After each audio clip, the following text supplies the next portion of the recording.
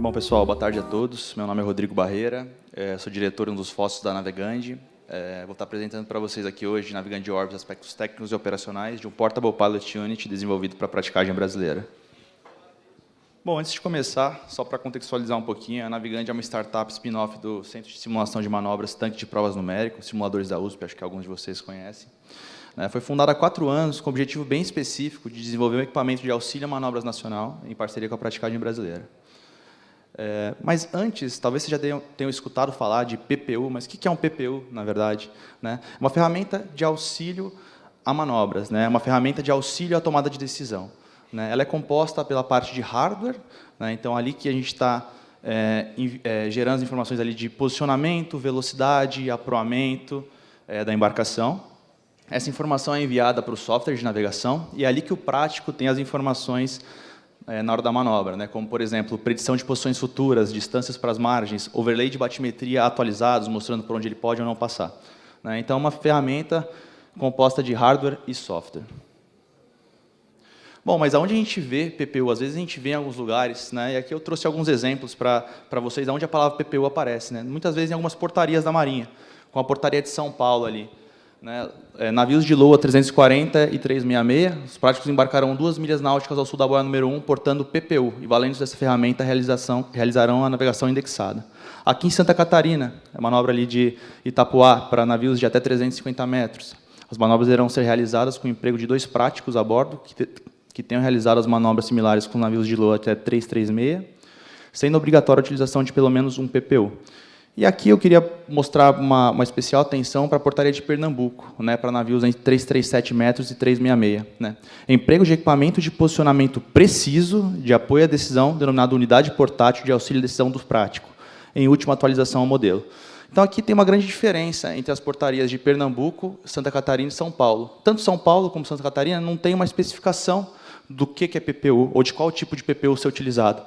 E aqui na de Pernambuco já tem uma especificação um pouco mais precisa, um equipamento preciso de última atualização modelo. Por que isso? Porque PPU não é tudo igual, existem diversos tipos de PPU. É importante a gente entender as diferenças de cada um dos tipos. Então, a gente começa aqui com o Pilot Plug, que seria o primeiro tipo. O que é um Pilot Plug? Nada mais é do que um sistema que é plugado no navio e ele obtém as informações da própria embarcação e envia para o tablet de navegação. Então, as informações que você está vendo no software de navegação são exatamente iguais às informações ali que estariam sendo mostradas no EQDIS. Informações de posicionamento, velocidade, aproamento, vêm do navio. Essa informação que está sendo mostrada ali. No entanto, tem algumas limitações nesse primeiro tipo de equipamento. Que eu tenho algumas fontes na esquerda da Canadian Maritime Pilot Association e na direita da IMPA. Quando um sistema, não sei se já repararam em alguns sistemas de AIS, quando o navio está em cima do cais, não sei se já chegaram a perceber alguns navios que ficam em cima do cais. Quando o operador vai setar a posição da antena GPS do navio, muitas vezes ele acaba posicionando esse valor incorretamente. Ele tem que colocar qual a distância da antena para a proa, para a popa, para um bordo e para o outro. E, às vezes ele se confunde por alguma razão e insere essas informações ou trocadas ou com alguns erros. Quando a gente tem uma informação com erro de meia boca, a gente consegue ver a figura ali de baixo, o navio rosa e o navio verde, a informação que está sendo mostrada no software de navegação, um tem uma predição muito mais fechada, enquanto o outro tem uma predição muito mais aberta. Quando essa informação tem um erro longitudinal, o erro fica muito mais aparente no software de navegação. Na figura de cima, o navio está fazendo um movimento de rotação, enquanto embaixo ele está fazendo totalmente um movimento de translação. Então, essas informações, quando o Pilot Plug é utilizado, elas são absorvidas pelo sistema. Além disso, aqui é um Doppler de um navio durante uma atracação. Se a gente focar no Doppler de proa, ele está ali 0,35, 53, 43, 33, 53. Isso aqui é um Doppler de um navio durante uma atracação. Os equipamentos do navio hoje não têm precisão suficiente para controle de velocidades laterais ali durante a atracação. Você não tem, muitas vezes, precisão suficiente. Obviamente que alguns navios vêm muito bem calibrados, mas não são todos. É muito difícil de você ter um controle da calibração de cada navio que vem aqui, de cada lugar. Cada um vem de um lugar do mundo, com um sistema de manutenção, enfim. É difícil de você ter esse controle. Então, a hora que a gente usa um Pilot Plug, um sistema menos preciso, que está pegando essas informações do navio, ele está sujeito a alguns erros, que são esses que eu mostrei. Quando a gente parte para o PPU tipo 2, que é o segundo tipo de PPU, é o PPU semi-independente, né? Esse PPU já tem uma grande vantagem em relação ao primeiro, porque o prático posiciona ele a bordo e diz qual que é a distância que ele está da proa, de um bordo e do outro. Então, a primeira fonte de erro observada no Pilot Plug já não existe mais. Tá? Então, já tem uma grande vantagem. Nesse sistema, por que ele é semi-independente? Informações de posição, velocidade e rate of turn vêm do PPU, do equipamento, porém, as informações de aproamento ainda vêm do navio. Ele ainda obtém essas informações via IS, ele tem uma antena receptora IS. Como ele está pegando essas informações de aproamento via IS, essas informações estão vindo a cada 3, 4 segundos, às vezes um pouco mais, dependendo da condição de manobra, né? Então, você tem nesse equipamento uma vantagem em relação ao anterior, mas você tem ainda, às vezes, alguns dados atrasados de aproamento.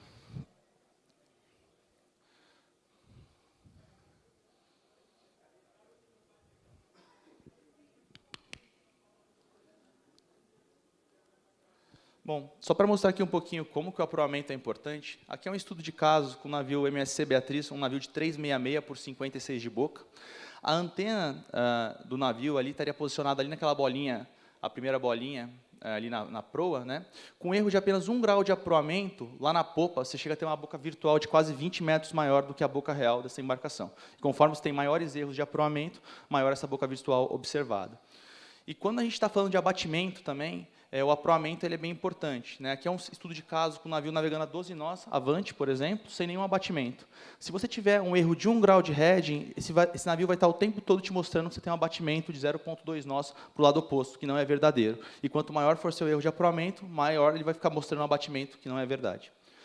Quando a gente parte para a terceira categoria de equipamentos, né, que é o PPU independente, o próprio nome já diz, é o equipamento de altíssima precisão que não depende de nenhuma informação do navio. Você tem uma redundância em relação aos instrumentos do navio.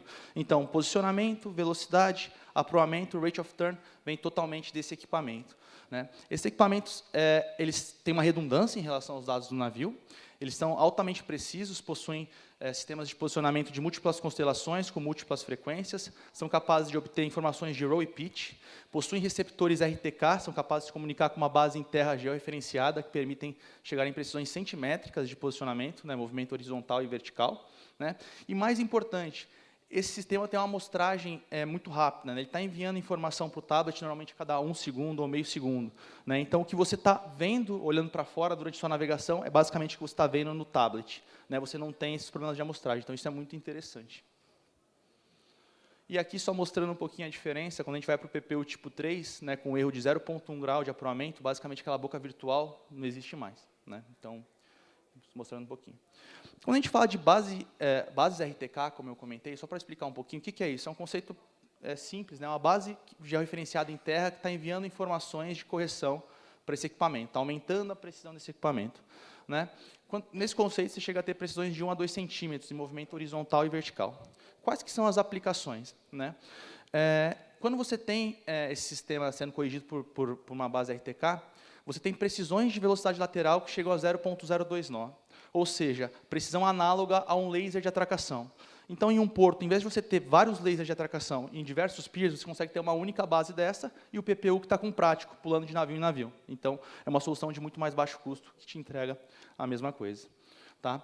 Além disso, a partir do momento que você começa a armazenar esses dados de movimento vertical da embarcação com pressão centimétrica, é aquilo que já se comentou um pouco mais cedo.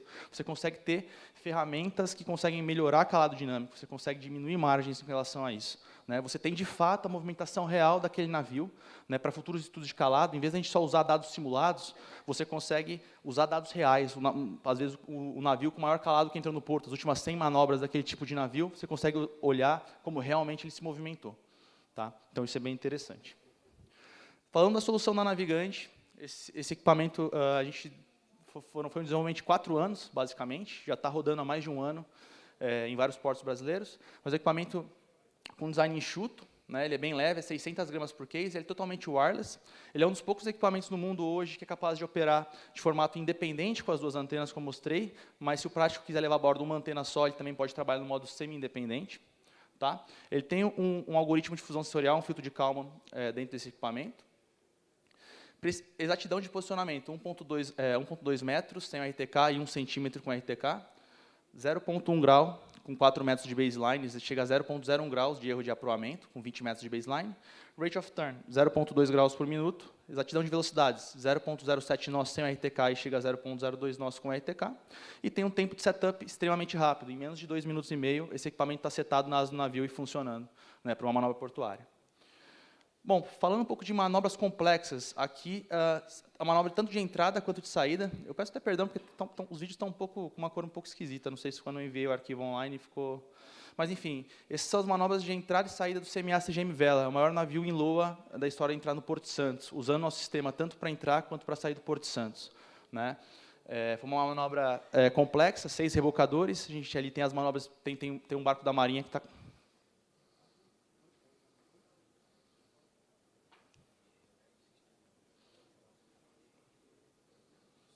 Opa. Oi. Tá. Então, enfim, é uma manobra de um navio bem complexa.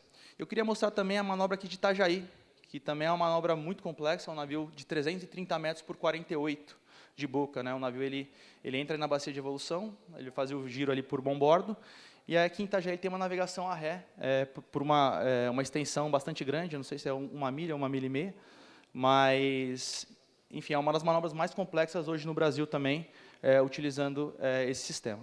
Tá?